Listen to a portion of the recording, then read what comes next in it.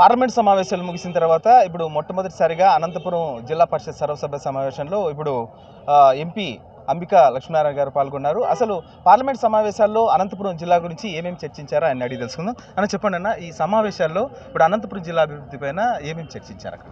అంటే ఇప్పుడు మొట్టమొదటిసారిగా ప్రమాణ స్వీకార కార్యక్రమం జరిగిందండి. ఓన్లీ తర్వాత రాష్ట్రపతికి ధన్యవాదాలు తెలిపే కార్యక్రమం జరిగింది కాబట్టి ఈ నెల 22 నుంచి కూడా మనకి బడ్జెట్ సమావేశాలు జరగబోతున్నాయి.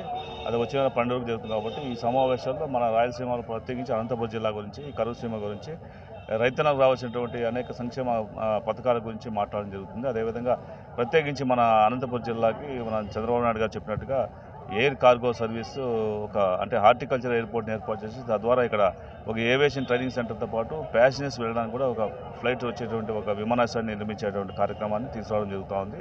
దీని విషయంలో ముఖ్యమంత్రి చంద్రబాబు నాయుడు గారు చొరవ తీసుకుని రామ్మోహన్ నాయుడు గారు చెప్పడం జరిగింది కాబట్టి అతి త్వరలోనే అనంతపురం వాసులకి ఈ యొక్క సౌకర్యం అందుబాటులో వస్తుంది.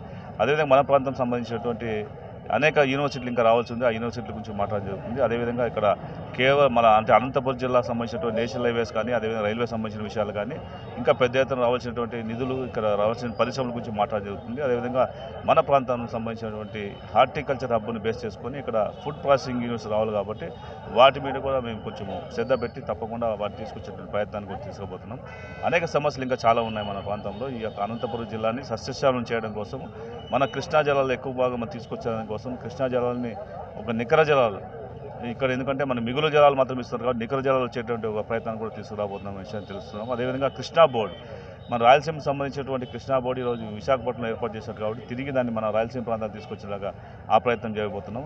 ఇలాగ అనేక సమస్యలు ఉన్నాయి. ఇంకా అనేక సమస్యలు కూడా చర్చించి తప్పకుండా పార్లమెంట్లో మన వాణి వినిపించి అనంతపురం జిల్లాకు రావాల్సినటువంటి నిధులు విధులు తీసుకొచ్చేటువంటి ప్రయత్నం చేయబోతున్నాం. ప్రత్యేకించి ఈరోజు మనం చూస్తున్నాం రాష్ట్రంలో చంద్రబాబు నాయుడు గారు మొట్టమొదటిగా చేసినటువంటి సంతకం డిఎస్సి, మెగా డిఎస్సి మీద చేసి మన యువతందరూ కూడా ఒక నిర్దేశాన్ని ఇవ్వబోతున్నారు. అదేవిధంగా ముందుగా మన మేనిఫెస్టోలో చెప్పినట్టుగా ఉచిత ఇసుక కార్యక్రమాన్ని కూడా నిన్ననే ప్రారంభించడం జరిగింది. ఈరోజు రాష్ట్ర వ్యాప్తంగా ఉన్నటువంటి ప్రతి ఒక్కరు సంతోషం కల్పిస్తున్నారు. ఎందుకంటే గత ప్రభుత్వంలో ఇసుక ధరలన్నీ కూడా ఆకాశానికి వెళ్ళిపోయి ఆ ఇసుకను అక్రమంగా దోచుకొని కాంట్రాక్టర్లు అంతా కూడా లాభపడినారు తప్ప బిల్డింగ్లు కట్టేవాడు కానీ లేకపోతే కూలీలు కానీ వర్కులు లేక ఎక్కడికక్కడ వేరే రాష్ట్రాలు తల్లిపోయే పరిస్థితి వస్తుంది. ఇప్పుడిప్పుడే ఆనందం వెళ్ళే పరిస్థితితో తిరిగి మన రాష్ట్రాలు చేరుకొని మన రాష్ట్రంలో ఈ భవన నిర్మాణాలు కూడా బ్రహ్మాండం జరుగుతాయనేటువంటి ఆలోచనతో రాబోతున్నారు కాబట్టి ఇలాంటి సంక్షేమ కార్యక్రమాన్ని కూడా ప్రజలకు అందించే దిశగా ఈరోజు మా ప్రభుత్వం పనిచేస్తూ ఉంది. తప్పకుండా అన్నీ మంచి జరుగుతుంది. మేము మేనిఫెస్టోలో ఏవైతే హామీలు ఇచ్చామో హామీలన్నీ కూడా తూచా తప్పకుండా అన్నీ కూడా చేస్తామని చెప్పి సందర్భంగా తెలియజేసుకుంటున్నాం. ఇప్పుడు పుట్టపర్తిలో ఎయిర్పోర్ట్ ఉంది, ఆల్రెడీ అది పనిచేస్తుంది. ఇంతకుముందు రైతులకు మేలు చేసే విధంగా కూడా రైలు ద్వారా ఇక్కడ ఎవరెవరైతే చినీకాయలు కానీ లేకపోతే పండ్ల తోట రైతులు ఉన్నారో వాళ్ళవన్నీ కూడా ఎగుమతి అయ్యాయి ఢిల్లీ ఇతర దూర ప్రాంతాలకి, నాగపూర్ ప్రాంతాలకి.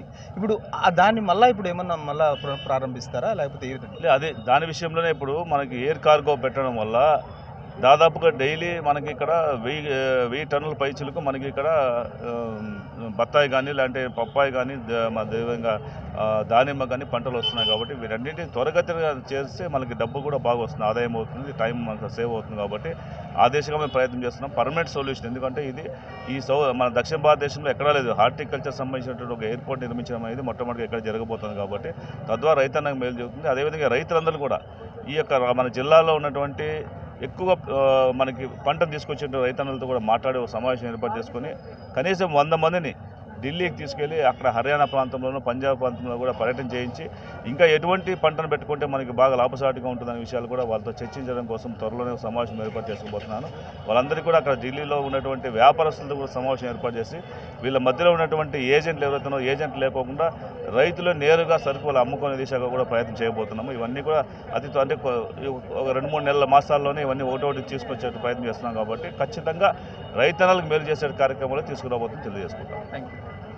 ఇది అనంతపురం జిల్లాలో ముఖ్యంగా రైతులకు మేలు చేసే విధంగా కూడా ఒక ఎయిర్ కార్గో సర్వీస్ని ఇక్కడ ఏర్పాటు చేసే విధంగా పార్లమెంట్లో చర్చించడం కూడా జరిగింది. ఎందుకంటే అనంతపురం జిల్లాలో హార్టికల్చర్ చాలా అభివృద్ధి చెందుతుంది. ముఖ్యంగా చిని, బత్తాయి పంటలు వంటివి ఎన్నో టన్నుల్లో రైతులు పండిస్తూ ఉంటారు. ఇవన్నీ కూడా దూర ప్రాంతాలకు ఎగుమతి చేయాలి అంటే ఇబ్బందిగా ఉంటుంది. కాబట్టి ఇక్కడ అనంతపురం జిల్లాలో ఎయిర్ కార్గో సర్వీస్ లేకపోతే ఎయిర్పోర్ట్ ద్వారా వారికి ఎగుమతి చేసే విధంగా కూడా ఆ పనులన్నింటినీ కూడా సౌకర్యం కల్పించే విధంగా తమ ప్రభుత్వం చర్యలు తీసుకుంటుందని ఎంపీ అంబికా లక్ష్మీనారాయణ గారు అంటున్నారు. కెమెరామెన్ నాగరాజ్తో సాయి ప్రసాద్, జీ న్యూస్, అనంతపురం.